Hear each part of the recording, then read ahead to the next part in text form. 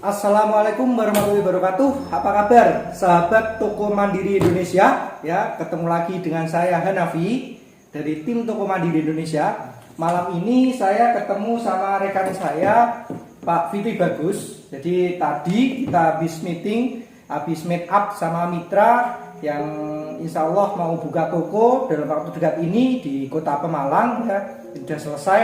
Ini saya sekaligus mau buat konten YouTube sekalian, mumpung lagi ketemu sama beliaunya ini, Master Konsultan Minimarket ya. Jadi saya mau tanya sama beliau ya, Pak Bagus. Ya, jadi pertama itu bagaimana kita mendapatkan image murah? Kan masyarakat kita itu kan biasanya marah langsung murah, langsung berbondong-bondong, langsung pada rame diserbu. Kalau ada info murah langsung diserbu ya. Nah, maka pertanyaannya bagaimana cara mendapatkan image murah tersebut ya. Sebelum jawab, perkenalkan diri dulu, Pak. Assalamualaikum warahmatullahi wabarakatuh. Selamat siang, selamat sore, dan selamat malam buat teman-teman semuanya, khususnya bagi subscriber ya Toko Mandiri Indonesia. Perkenalkan, nama saya Fitri Bagus, biasa dipanggil Bagus ya. Jadi saya juga selaku konsultan minimarket yang sudah berada di wilayah daerah Jawa Tengah.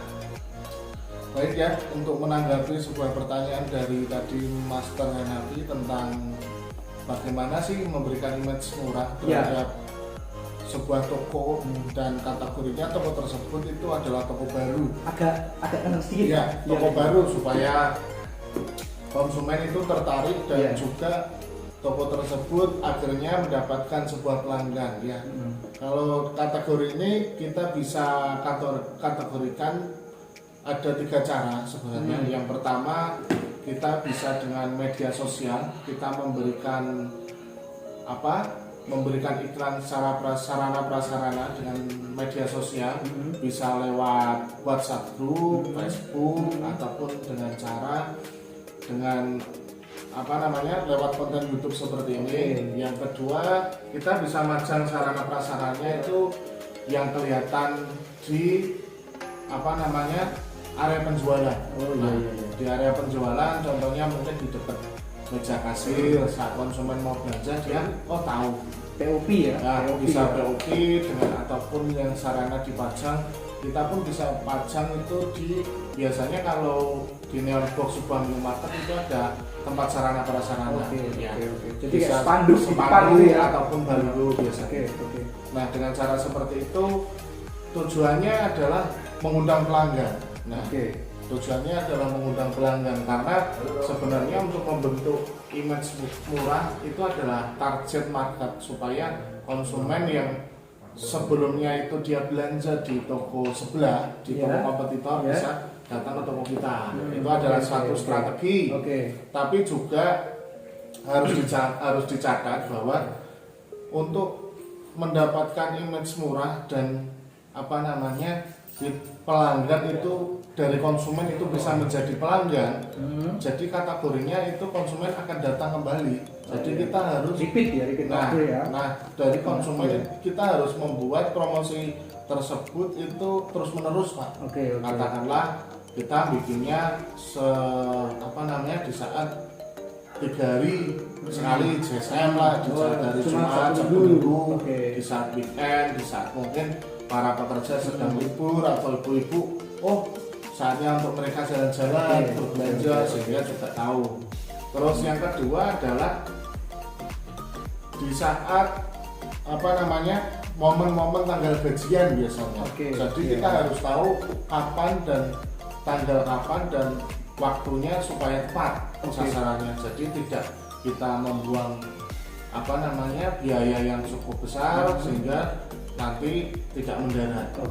Itu berarti ada 3 ya, Pak ya. Yang pertama tadi melalui media sosial, bisa Facebook, bisa konten YouTube kayak gini, bisa Instagram atau media sosial lainnya. Yang kedua melalui sarana prasarana ya, sarana promosi ya, yang di dalam toko, di luar toko, flyer yang disebar itu ya. Itu terus tadi yang ketiga masa ya Pak ya, masa promo. Jadi harus continue ya. harus ada terus. Misalkan Jumat Sabtu Minggu ya Jumat Sabtu Minggu harus ada promo terus. Misalkan weekend ya weekend terus harus ada promo, atau di momen-momen tertentu ya, di tanggal merah, di Idul Fitri, Idul Adha, Imlek dan lain-lain itu ya. Jadi itu. Terus begini Pak.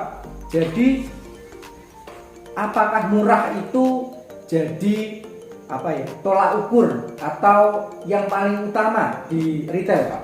Sebenarnya sih kalau kita ngomong itu memang salah satu strategi Pak. Bisa dibilang memang utama dan bisa dibilang tidak, karena pada dasarnya konsumen itu dia tidak semua hafal terhadap harga yang akan dia beli. Oke, oh iya setuju. Jadi konsumen itu kadang dia apalnya terhadap produk-produk yang sensitif yang akan dia pakai. Contohnya oke. mungkin harga telur, harga iya. minyak goreng, harga terus aqua galon, harga gas LPG yang mungkin menjadi konsumtif dalam setiap hari. Itu mereka sensitif, tapi terhadap mungkin contohnya harga parfum, harga snack, harga minuman itu sebenarnya bisa menjadi senjata buat kita. Jadi kalau kita ngomong kita ngadain promo itu memang harus ada sarana prasarana. Atau mungkin sebuah alat penunjang lah, sarana penunjang supaya itu sebagai penanda bahwa barang tersebut lagi diadakan promo. Seperti itu. Berarti harga ini kayak seni ya Pak? Seni. Artinya kita image-nya murah tapi kita masih dapat margin di atas 10% gitu ya. Dengan cara main substitusi ya. Jadi item sensitif kita murahkan, terus yang non sensitif kita naikkan, tapi proporsional ya. Harganya juga terjangkau. Ya, sama kayak ini ya. Kalau di toko bangunan itu orang jualan semen pasti nggak ngambil untuk banyak. Karena orang pasti hafal harga semen berapa. Tapi harga yang lain itu marginnya bisa 50% lebih.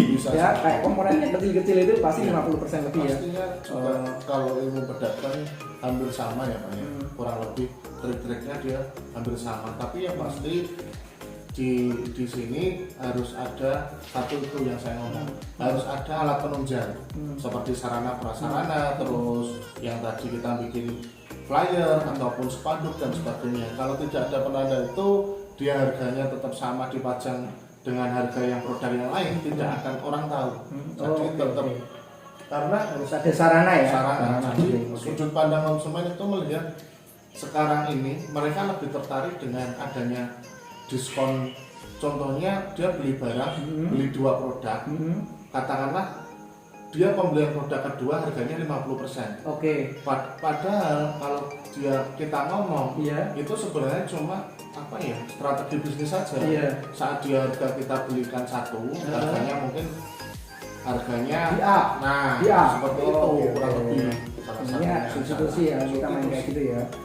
Oke, terus begini Pak. Jadi tadi Pak Bagus kan bilang item sensitif ya. Jadi kita harus hati-hati sama item sensitif, item yang orang hafal harganya. Nah, pertanyaannya adalah begini.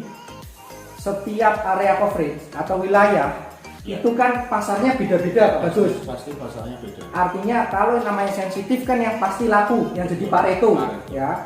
Di area kampus pasti Paretonya beda sama perumahan atau item sensitifnya beda ya. Biasanya yang mendasari itu apa Pak biasanya?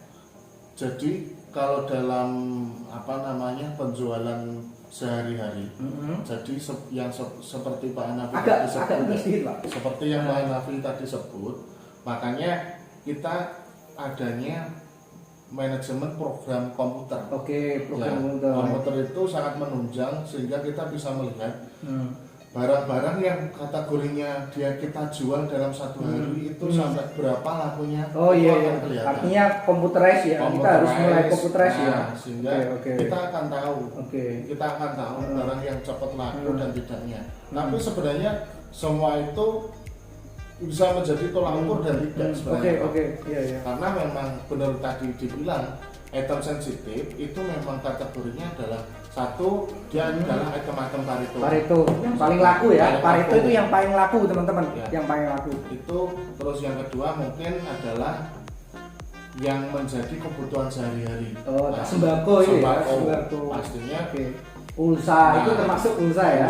Terus apalagi sekarang ini banyak ya ibu-ibu yang dia kritis terhadap harga, katakanlah selisih Rp500 itu sudah menjadi tolak ukur. Jadi memang pastikan bahwa mama nanti bapak ibu atau teman-teman yang mau buka minimarket ya, usaha minimarket atau yang sudah itu tolong benar-benar dihafalkan item-item yang paling laku dan juga item-item sembako yang dibutuhkan ibu-ibu itu jangan sampai harga kita itu dengan kompetitor atau mungkin dengan apa ya istilahnya toko-toko skala nasional kita harganya kalah. Pastikan harga itu kita menang ya. Artinya menang itu lebih murah ya, lebih murah. Walaupun selisihnya sedikit lah.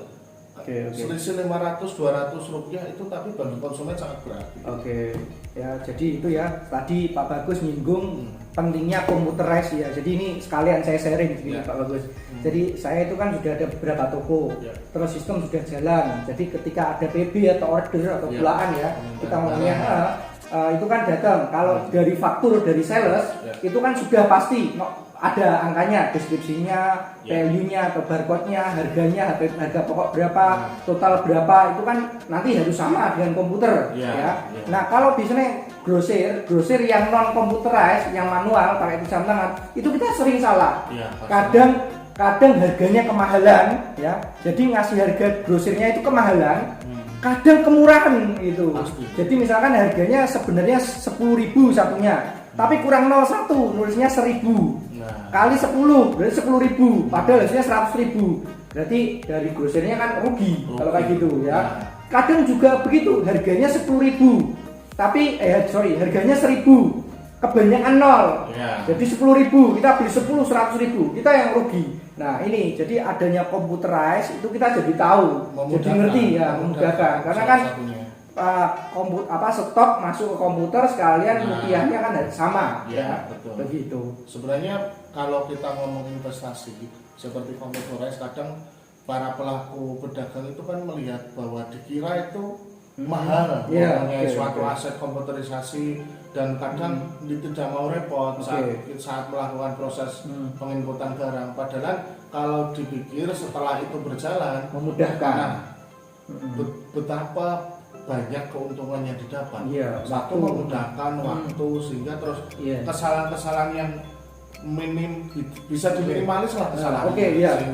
Sehingga itu tidak merugikan konsumen dan juga menjadi salah satu sebagai support penunjang bahwa memang dia beli barangnya dengan yang nota belanjanya sudah sesuai. Benar. Makanya sekarang kenapa Pak Minimarket Nasional itu diminati dengan kondisinya sudah berjalan mungkin kurang lebih hampir 20 tahun sekarang ya. Itu sekarang menjadi tujuan utama konsumen belanja di minimarket daripada mereka banyak sekarang toko kelontong yang tidak bisa berkembang karena memang salah satunya problem ini yang kepercayaan konsumen ya, kepercayaan konsumen ya. Ya memang benar, investasi ini saya juga sharing pernah begini. Jadi ada bapak-bapak itu dulu dia tidak mau pakai komputer karena gampang, saya semua hafal harganya begitu. Tapi beliau juga kadang ini ngeluh, saya capek mas. Jadi kalau misalkan mau tutup ya saya ngantuk, tutup, tidur, tutup toko, nggak dapat omset gitu. Mau pulakan, mau PB, tutup. Karena kekuatan manusia ada batas. Terus setelah beliau mau menggunakan computerized meskipun belajar dari awal tadi itu mencetnya gini-gini awal-awal, terus sekarang sudah lihat sekarang beliau berani. Ada karyawannya sekarang.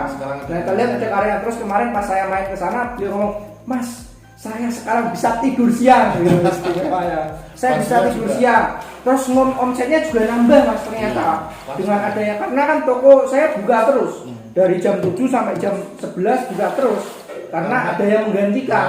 Termasuk kalau manual pasti nanti orang yang antri itu akan menunggu itu menjanggalkan. Saya juga kalau masih belanja di toko nasional yang mungkin komputerisnya lagi rusak atau mungkin males ya, karyawannya yang melayani tidak lama atau mungkin lama itu juga berpengaruh. Ya teman-teman, ini sebenarnya kita masih pengen ngobrol panjang tapi karena durasinya dan kita ini mau keluar kota nanti ya, kita mau cek lokasi di Bogor Mudah-mudahan kita bisa ketemu lagi, kita Ya, buat siap. konten lagi. Nanti kita bisa jawab pertanyaan-pertanyaan sahabat-sahabat Toko Mandiri Indonesia ya. Pastikan jangan lupa klik subscribe, Oke. lonceng, dan juga nantikan video-video kelanjutannya Oke. di Toko Mandiri Indonesia. Oke, terima kasih. Wassalamualaikum warahmatullahi wabarakatuh.